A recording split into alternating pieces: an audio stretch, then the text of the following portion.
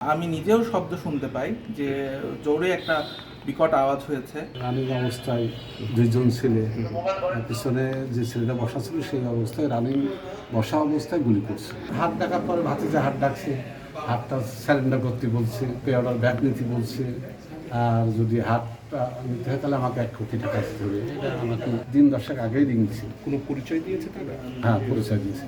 কি পরিচয়? স্বপন, তারা কি জনপ্রতিনিধি সংগঠন? স্বপন পল্টু, আচ্ছা, চলমান কমিউনিস্ট পার্টি। তো এখন আপনি কি ব্যবস্থা নিতে চাচ্ছেন? এখন প্রশাসন দেখছে, প্রশাসন যেটা চিন্তা ভাবনা করে আমরা সে প্রচার করি। আজকে কি ঘটনা ঘটছে এখানে আপনার এখানে?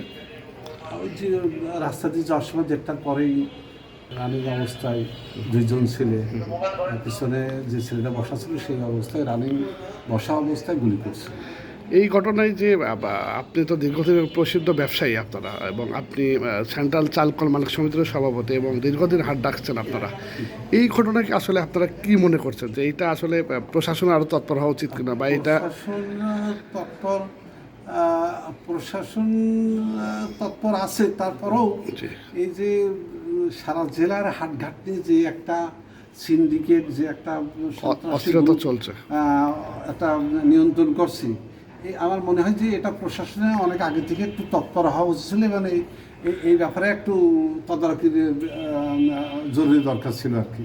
আপনি কি মনে করেন যে এর পেছনে রাজনৈতিক কোনো দলের নেতাকর্মী সংশ্লিষ্ট থাকতে পারে?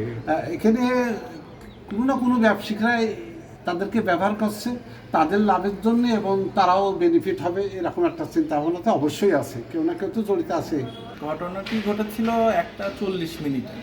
আমরা সিসিটিভি ফুটেজ থেকেও আমরা পেয়েছি, এবং নামাজের পরপরই, জোহরের নামাজের পরপরই এই ঘটনাটি ঘটেছে। আমরা এটা আমাদের সিকিউরিটি নিচ থেকে আমাদের জানাই যে আমি নিজেও শব্দ শুনতে পাই যে জোরে একটা বিকট আওয়াজ হয়েছে।